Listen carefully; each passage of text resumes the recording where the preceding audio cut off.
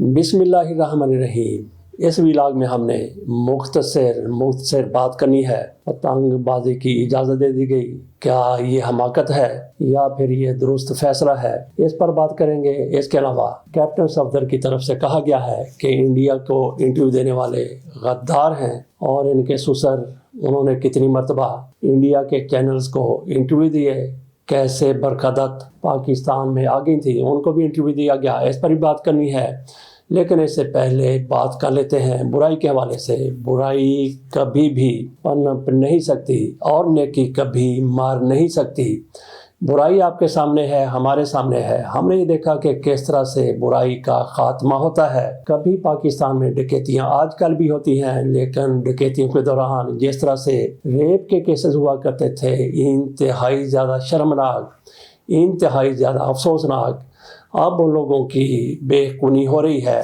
CCD की तरफ से किन किन को पकड़ा गया, कैसे उनको मारा जा रहा है। कुछ लोग इसको जुल्म की इंतहा भी कहते हैं कि ये सारा कुछ मावराए आईन, मावराए कानून और मावराए इंसाफ हो रहा है। लेकिन जिनके साथ डाकुओं की तरफ से ये सारा कुछ किया जा रहा है, तो क्या उसको ऐसे ही हजम कर लिया जाए, इनको करने दिया जाए। आजकल उनके पीछे जिस तरह से सीसीडी पड़ी हुई है, जुराइम के पीछे, मुजरमाना जहनीत के पीछे, आज मेरा ख्याल है कि तीसरा दिन है मुनशियात फरोशों के खिलाफ इनकी तरफ से कार्रवाइयाँ हो रही हैं और 60 मुनशियात फरोशों को मार दिया गया है, मुकाबलों में मार दिया गया है। इसी तरह से डाकुओं की भी शामत आई हुई है। इसी तरह से दीगर भी जो चोर हैं, जुराइम पेशा लोग हैं और डकैती के दौरान रेप करने वालों को खसूसी तौर पर पकड़ा जा रहा है और मारा जा रहा है। किसी एक की तरफ से भी ये नहीं कहा गया कि इन्होंने ऐसा जुर्म नहीं किया था, बल्कि कहा यह जा रहा है कि इन्होंने अगर जुर्म किया है तो फिर इनको अदालतों में ले जाया जाए। कौन सी अदालतों में ले जाया जाए, कहाँ से इंसाफ मिलता है,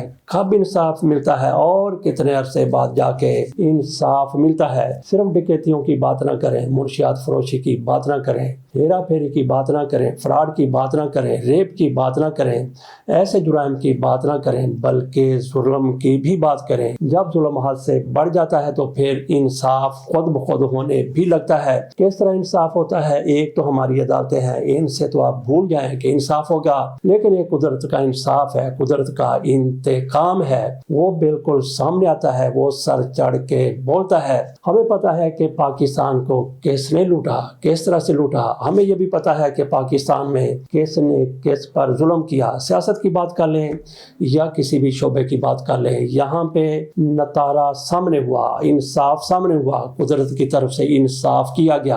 आजकल जो कुछ हो रहा है वो भी दुनिया के सामने है कि किस तरह से बच्चों को उठाया जाता है, खवातीन को उठाया जाता है, बड़ों को उठाया जाता है, किस तरह से करंट लगाया जाता है, किस तरह से चादर और चार दीवारी का तकद्दुस पामाल किया जाता है। ये सारा कुछ आपके सामने है। नताइज बदल के रख दिए जाते हैं, इधर वालों को उधर, नीचे वालों को कहीं ऊपर ले जाके बिठा दिया जाता है और ऊपर जाने वालों को जमीन की पस्तियों की पाताल में फेंक दिया जाता है। ये भी सारा जुल्म है और ऐसे मुजालिम पाकिस्तान में पहले भी होते रहे हैं, आज भी हो रहे हैं। और यकीन जानिए कि बड़े बड़े लोगों ने जो भी जुल्म किया आपके सामने है। अल्ताफ हुसैन कहाँ है, मियां नवाज शरीफ कहाँ थे, कैसे उनको पाकिस्तान लाया गया और उनके जराइम अगर उन्होंने किए हैं तो उनको अपनी जिंदगी में सारा कुछ देखना पड़ेगा। कुछ उन्होंने देख लिया, लेकिन उनको छुड़ाने के लिए कुछ लोग सामने आ गए, उनको छुड़ाने वाले खुद मियां साहब। अगर उन्होंने 2 नंबरी की है और यकीनी तौर पर की है तो फिर अल्ताफ भाई जैसा ही अंजाम होना है। और उनका भी, जिन्होंने मियां नवाज शरीफ की सरपरस्ती की है, उनके मुकदमात ख़त्म किए हैं, उनकी सजाएं ख़त्म की हैं। इंसाफ कभी मार नहीं सकता, नेकी कभी मार नहीं सकती और बुराई कभी पनप नहीं सकती। जिसको भी आप जुल्म कहते हैं, जिसको भी आप बुराई कहते हैं, उसका जवाब देना पड़ेगा, बिल्कुल देना पड़ेगा। आज की सूरत हाल देख लीजिए, आपके सामने किस तरह से कुदरत का इंतकाम सामने आता है। कुछ लोग शायद कहते हैं कि इमरान खान से भी कुदरत इंतकाम ले रही है और कुछ लोग कहते हैं कि ये इमरान खान की आजमाइश है, इमरान खान से अगर कुदरत इंतकाम ले रही होती है। और जैसा कि मियां नवाज शरीफ से भी لیا تھا قدرت نے انتقام، اور میاں نواز شریف صاحب بھاگے، ایک مرتبہ نہیں کئی مرتبہ پاکستان سے بھاگے اپنی جان بچانے کے لیے، اپنی جان چھڑانے کے لیے۔ تو چلتے ہیں کیپٹن صفدر کی طرف۔ انہوں نے کہا کہ انڈین چینل پر انٹرویو دینے والے غدار ہیں، میاں محمد نواز شریف کے داماد ہیں اور مریم نواز شریف صاحبہ کے خامد ہیں۔ ان کی طرف سے کہا گیا ہے کہ انڈین میڈیا کو انٹرویو دینا غداری ہے۔ یہ کون صاحب کہہ رہے ہیں؟ میاں محمد نواز شریف صاحب کے داماد کہہ رہے ہیں۔ اور میاں محمد نواز شریف صاحب نے کتنی مرتبہ انڈین چینل کو انٹرویو دیا ہے، کہاں پہ دیا ہے؟ اپنے گھر بلا کے برکھا دت کو، اور مریم نواز شریف صاحبہ بھی موجود تھیں، اور اس وقت انٹرویو دیا گیا جب یہ وزیر اعلیٰ بھی تھی۔ اس سے پہلے بھی اور اس سے پہلے بھی کئی مرتبہ میاں نواز شریف کی طرف سے انٹرویو دیا گیا۔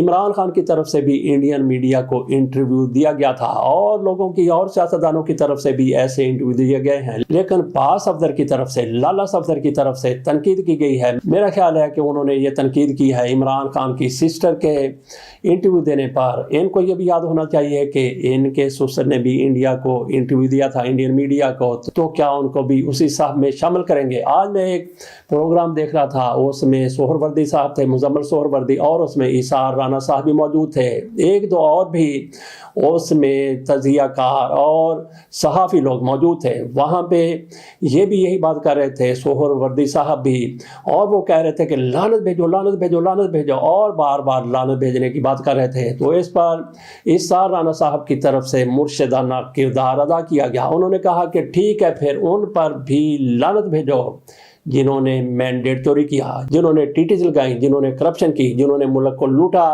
تو اس پر سہر وردی صاحب بجائے اس کے کہ کہتے کہ ٹھیک ہے میں بھی ایسا کرتا ہوں، لیکن انہوں نے کہا کہ نہیں، لعنت ان پر بھیجو۔ عمران خان کا وہ نام نہیں لے رہے تھے، باقی سارے کی ساری انہی کی طرف بات کر رہے تھے، انہی کی طرف اشارہ کر رہے تھے، جیسا کہہ رہے تھے کہ توشہ خانہ، عبد القادر ٹرسٹ، وہ کتنے بھی ملین ڈالر ہیں یا پھر پاؤنڈ ہیں، ان کا تذکرہ کر کے کہہ رہے تھے کہ یہاں پہ تو شرم آنی چاہیے ایسے لوگوں کو جو ایسی بات کرتے ہیں۔ فیصل وابڈا کی طرف سے جیسے کہا گیا کہ ایسی کی تیسی، ان کی فلاں فلاں کی، تو یہ بھی انتہائی زیادہ افسوسناک ہے، بلکہ اس کو شرمناک ہی کہنا چاہیے۔ بندے کو زبان تو ایسی استعمال کرنی چاہیے کہ کسی کو اس پر اعتراض نہ ہو۔ تو ایسے لوگوں کو آپ نے سینیٹر بنا دیا، کس نے بنا دیا؟ پیپلز پارٹی والے کہتے ہیں کہ ہمارے نہیں ہیں، نون لیگ والے کہتے ہیں ہمارے نہیں ہیں، تو پھر کہاں سے ٹپکے کہاں سے آئے اور کیسے ایسی باتیں کرتے چلے جا رہے ہیں؟ اس پر ہم پہلے بھی بات کر چکے ہیں۔ آخری خبر کی طرف چلتے ہیں۔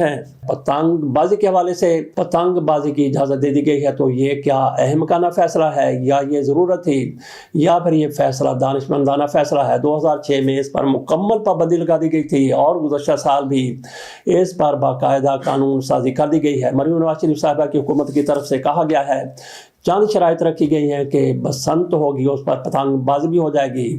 کہا یہ جا رہا ہے کہ آج 25 سال بعد پتنگ بازی کی اجازت دی گئی ہے۔ 25 تو خیر نہیں بنتے، 21-22 سال ضرور بن جاتے ہیں، اور مشروط کر دیا گیا کہ 18 سال سے کم عمر کا بچہ پتنگ نہیں اڑائے گا۔ اگر اڑاتا ہے تو اس کے لیے کیا سزا رکھی گئی ہے؟ 18 سال سے کم عمر بچے پتنگ بازی نہیں کر سکیں گے، خلاف ورزی پر والد یا سرپرست ذمہ دار ہوگا۔ بچے کو پہلی بار 50,000، دوسری بار 1,00,000 روپے جرمانہ ہوگا۔ اس کے ساتھ ساتھ جس طرح سے مانجا لگاتے ہیں ڈوروں کو، جس طرح سے ڈوروں کو قاتل بنا دیا جاتا ہے، اس پر بھی پابندی ہے۔ قید کی سزا رکھی گئی، جرمانہ رکھا گیا ہے پتنگ بنانے والوں کے لیے اور ایسی پتنگ بیچنے والوں کے لیے بھی۔ کیسی پتنگ بیچنے والوں کے لیے؟ اور کہا گیا ہے کہ سادہ ڈور ہوگی، تو کیا سادہ ڈور آپ پھر ریلے لیں گے، نلکیاں لیں گے، اس سے پتنگ اڑائیں گے؟ نہیں، ایسا نہیں ہے، بلکہ اسپیشل ڈور اس کے لیے ہوتی ہے، جیسے کہ پہلے کبھی ہوا کرتی تھی۔ لاہور میں 1995 سے موجود ہوں، تو ان دنوں پتنگ بازی کی اجازت تھی، اور لاہور میں ایسا دیکھا گیا کہ ایک طرح کا میلہ ہوا کرتا تھا، بڑا ہی زبردست ایونٹ ہوا کرتا تھا، شام سے لے کے رات تک، اگلی صبح تک لوگ پتنگ اڑایا کرتے تھے، دن میں بھی رات میں بھی، کانٹے پہ کاٹا، وہ کاٹا، سارا کچھ ہوتا تھا، بڑی رونق ہوتی تھی، بڑا میلہ ہوا کرتا تھا۔ مجھے یاد ہے کہ 3-4 مرتبہ موٹر سائیکل پر جاتے ہوئے مجھے بھی گردن پر ڈور محسوس ہوئی، لیکن اس نے کسی قسم کا کوئی نقصان نہیں پہنچایا، کیونکہ وہ قاتل ڈوریں نہیں تھی۔ اور اس کے بعد پھر کیا ہوا؟ कातल डोरें आती चली गईं, लोग जख्मी होते चले गए, कई की पूरी गर्दन कट गई, मौके पर कई लोग बच्चे ख़वातीन मारे गए, तो उनको कातल डोर कहा जाता है। तो मरियम नवाज शरीफ साहिबा की हुकूमत की तरफ से अब कई शराइत के साथ पतंगबाजी की इजाज़त दी गई है। तो नाज़रीन, इसमें हमारी राय ये है कि अगर ये हुकूमत इसको काबू कर लेती है, बिल्कुल उसी तरह से जिस तरह से इनका प्रोग्राम है उसी तरह से पतंगबाजी होती है, कोई नुकसान नहीं होता, तो फिर इसमें कोई हर्ज नहीं है। अगर हुकूमत इसमें नाकाम रहती है तो फिर सारे का सारा खून अगर कोई बहेगा तो इस हुकूमत के ज़िम्मे होगा।